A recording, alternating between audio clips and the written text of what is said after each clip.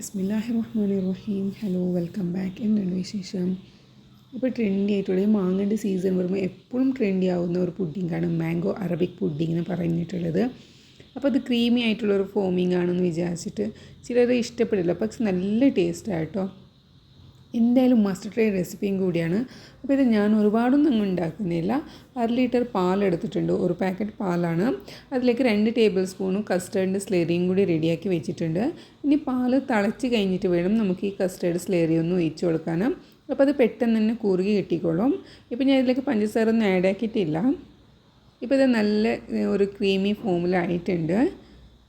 എന്നിട്ട് ഇത് മാറ്റി വെക്കാം കേട്ടോ. ഇത് കുറച്ച് തണുക്കട്ടെ, ഇല്ലാന്നുണ്ടെങ്കിൽ മാംഗോ പൾപ്പിൽ നമ്മളതിൽ ഒഴിച്ച് കൊടുക്കുമ്പോൾ ചൂടോടെ തന്നെ ഇതൊന്ന് പിരിഞ്ഞ് പോകാൻ ചാൻസ് ഉണ്ട്. അപ്പോൾ ആ നേരത്ത് പാൽ തണുക്കും, നമുക്കതിൻ്റെ പൾപ്പൊക്കെ റെഡിയാക്കിയിട്ട് എടുക്കാം. അപ്പോൾ ഇതിവിടെ ഞാൻ നല്ല സ്വീറ്റായിട്ടുള്ള മാംഗോ തന്നെ എടുത്തിട്ടുണ്ട്. അതൊന്നും മിക്സിയുടെ ജാറിൽ നല്ല സ്മൂത്ത് പേസ്റ്റ് ഉണ്ടാക്കിയിട്ട് അരച്ചെടുത്തിട്ടുണ്ട്. പിന്നെ ഇതിലേക്ക് ഞാൻ വിപ്പിംഗ് ക്രീമാണ് എടുത്തിട്ടുള്ളത്. ഇത് മധുരമില്ലാത്ത അൺസ്വീറ്റൻഡ് വിപ്പിംഗ് ക്രീമാണ്. അതുകൊണ്ട് തന്നെ ഇതിലേക്ക് ഞാൻ മിൽക്ക് മെയ്ഡാണ് ഒഴിച്ച് കൊടുക്കുന്നുണ്ട്. പിന്നെ ക്രീം ഇങ്ങനെ ഫോം ആക്കിയിട്ട് എടുക്കുമ്പോൾ എന്തായാലും മിൽക്ക് മെയ്ഡിൻ്റെ ടേസ്റ്റാണ് ഇതിൽ കോംബായിട്ട് കിട്ടുന്നത്. അതുകൊണ്ട് അതന്നെ ചേർക്കാൻ ഒന്ന് ശ്രദ്ധിക്കാം. പിന്നെ ഇത് ബ്രെഡാണ്. ബ്രെഡ് വെച്ചിട്ട് ഒരു സ്ലൈസ് ബ്രെഡ് വെച്ച് കൊടുത്തിട്ട് ഇങ്ങനെ കഴിക്കുന്നതിനേക്കാളും എനിക്ക് തോന്നുന്നു 2 അന്തരമായിട്ട് നമ്മളിങ്ങനെ ബ്രെഡ് വെച്ച് കൊടുക്കണം, എന്നാലേ അതിൻ്റെ ഒരു ടേസ്റ്റ് കിട്ടുന്നതെന്ന് തോന്നുന്നുണ്ട്. അപ്പോൾ ഇത് ഞാനൊരു റെക്റ്റാങ്കുലർ ബൗളാണ് എടുത്തിട്ടുള്ളത്. നമ്മൾ ഈ പുഡിങ്ങൊക്കെ സെറ്റാക്കുന്ന ബൗൾ. അതിൽ തന്നെ ആദ്യത്തെ ഒരു ലെയറായിട്ട് ഞാൻ ബ്രെഡ് വെച്ച് കൊടുക്കുന്നുണ്ട്. എന്നിട്ട് നമ്മുടെ കസ്റ്റേർഡൊക്കെ റെഡി ആയിട്ടില്ലേ, അതിലേക്ക് ഞാൻ പഞ്ചസാരയൊക്കെ ആഡ് ആക്കിയിട്ടുണ്ട്. പക്ഷേ മിൽക്ക് മെയ്ഡ് ചേർക്കുന്നതുകൊണ്ട് പഞ്ചസാര ഞാൻ ബാലൻസ് ആക്കിയിട്ട് തന്നെയാണ് ഇട്ട് കൊടുത്തിട്ടുള്ളത്. എന്നിട്ട് ഈ പാലിൽ അധികം തണുക്കാൻ പാടില്ല, കാരണം നമ്മുടെ ഈ ബ്രെഡില്ലേ പെട്ടെന്ന് കുടിക്കാൻ വേണ്ടിയിട്ട് ഒരു മീഡിയമിൽ ആ ചൂട് വേണം കസ്റ്റേർഡിൻ്റെ. അങ്ങനെ 2 അന്തരമായിട്ട് ഞാൻ ബ്രെഡ് വെച്ച് കൊടുത്തിട്ടുണ്ട്. എന്നിട്ട് നമ്മുടെ ക്രീമി ഇല്ലേ അതിലേക്ക് ഞാൻ കുറച്ച് മാംഗോ പൾപ്പും കൂടി ചേർക്കുന്നുണ്ട്, കാരണം മാംഗോ പുഡിങ്ങല്ലേ ഉണ്ടാക്കുന്നത്.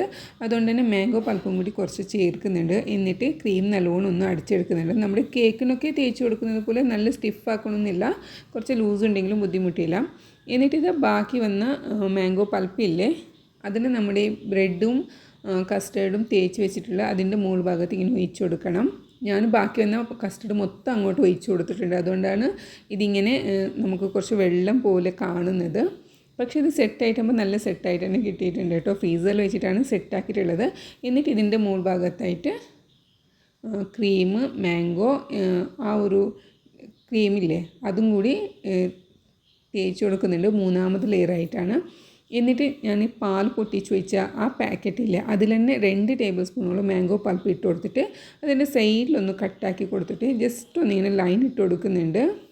ഒരുപാടൊന്നും അങ്ങോട്ട് വെറൈറ്റി ഒന്നും ആക്കാൻ പോകുന്നില്ല, ഉള്ളതിൽ വെച്ചിട്ട് ഞാൻ അങ്ങോട്ട് കലക്കിയിട്ടുള്ളത് മാത്രം. എന്നിട്ടിത് കേക്കൊക്കെ നമ്മൾ സ്റ്റിക്ക് ഉണ്ടാവില്ലേ അതിൽ ജസ്റ്റ് ഒന്ന് ഇങ്ങനെ വരയിട്ട് കൊടുക്കുന്നതാണ്, ഒരു ലുക്കിന് വേണ്ടിയിട്ടാണ്. അല്ലാതെ ഇതിലൊന്നും ടേസ്റ്റ് മാറാനൊന്നും പോകുന്നില്ല, ജസ്റ്റ് ഒന്ന് ലുക്കാക്കിയേ ഉള്ളൂ.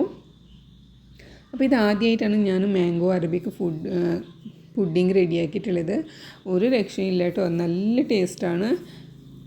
അപ്പോൾ എന്തായാലും ട്രൈ ആക്കി നോക്കുന്നതുകൊണ്ട് ആർക്കും വിഷമായി പോവില്ല. ഇതെന്തൊരു പുഡിങ്ങാണെന്ന്, നല്ല ടേസ്റ്റാണ്. എന്തായാലും മസ്റ്റ് ട്രൈ റെസിപ്പിയും കൂടിയാണ്. മാംഗോ സീസണിൽ എന്തായാലും ഉണ്ടാക്കി നോക്കേണ്ട ഒരു ഐറ്റംസ് തന്നെയാണ്, നല്ലൊരു സ്വീറ്റ് ഡിഷും കൂടിയാണ്.